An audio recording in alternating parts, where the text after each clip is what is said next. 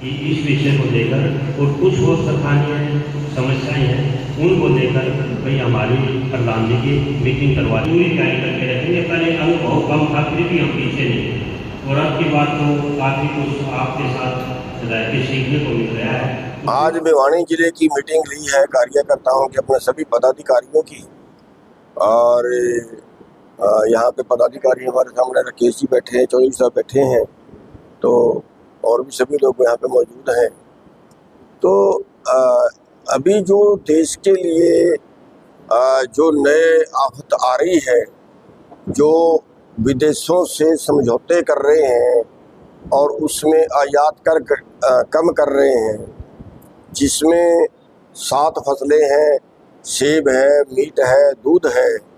और जहाँ तक सुनने में आ रहा है, क्योंकि सरकार तो छुपा रही है, जो बात चल रही है सरकार को देश के सामने रखनी चाहिए, तो वो देश के सामने नहीं रख रहे। हमारे अधिकारी पिछले लंबे टाइम से अमेरिका से बातचीत कर रहे हैं और वाणिज्य मंत्री जी भी वहाँ पे कई दिन लगा के आए हैं।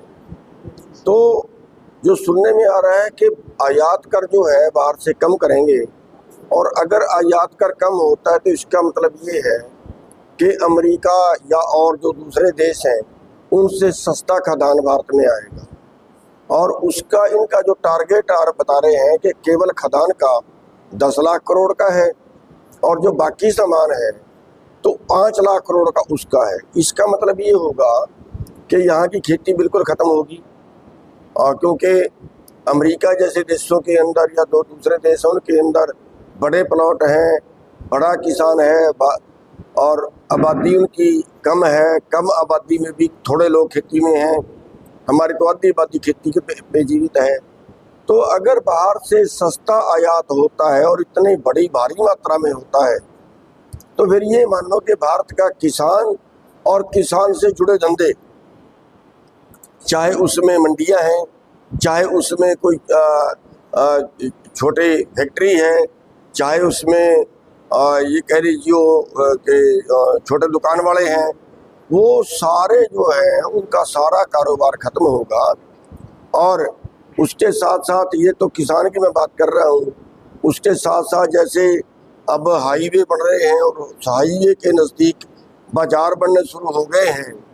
बड़ी कंपनियां उन बाज़ारों को बना रही हैं, कहीं 10 किले का, कहीं 5 किले का, तो वो बाज़ार को खाएंगे।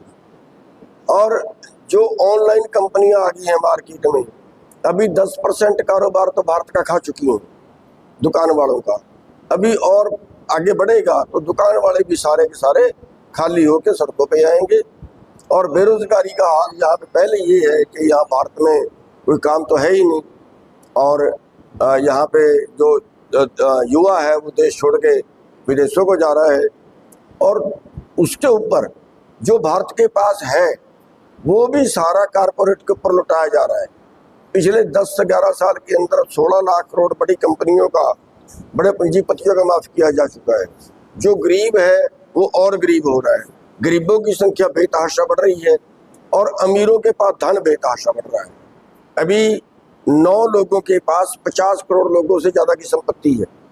तो ये समानता कहाँ हुई? ये तो पूंजीवाद का राज हो गया। और जब आदमी गुलाम होता है, जब उसके पास कुछ खाने को नहीं होगा, तो वो सरकार का गुलाम होगा या वो बड़े पूंजीपतियों का गुलाम होगा। तो और आप देख रहे हैं उसका नतीजा हमारे सामने आना भी शुरू हो गया है। आप हरियाणा में देखो कि उस बेरोजगारी की वजह से कितनी जो है वो गैंगस्टर बढ़ रहे हैं, कितने अपराध बढ़ रहे हैं, कितने जेलों में संख्या बढ़ रही है उसकी वजह से। तो अगर उनको काम मिले बाहर उनके करने के लिए, कोई काम, उनकी ज़िंदगी ठीक गुजरे, तो कौन जेल में जेल काटना चाहेगा, कौन खतरा मोल लेना चाहेगा? अब आप देख रहे हैं रोज कत्ल हो रहे हैं, रोज गैंगस्टर बढ़ रहे हैं। पूंजीवाद का राज हो गया।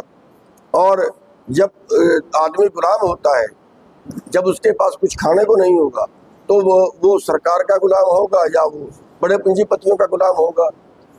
तो और आप देख रहे हैं उसका नतीजा हमारे सामने आना भी शुरू हो गया है। आप हरियाणा में देखो कि उस बेरोजगारी की वजह से कितनी जो है वो गैंगस्टर बढ़ रहे हैं, कितने अपराध बढ़ रहे हैं, कितने जेलों में संख्या बढ़ रही है उसकी वजह से। तो अगर उनको काम मिले बाहर उनके करने के लिए, कोई काम उनकी ज़िंदगी ठीक गुजरे, तो कौन जेल में जेल काटना चाहेगा, कौन खतरा मोल लेना चाहेगा। अब आप देख रहे हैं रोज कत्ल हो रहे हैं, रोज रजिस्टर बढ़ रहे हैं।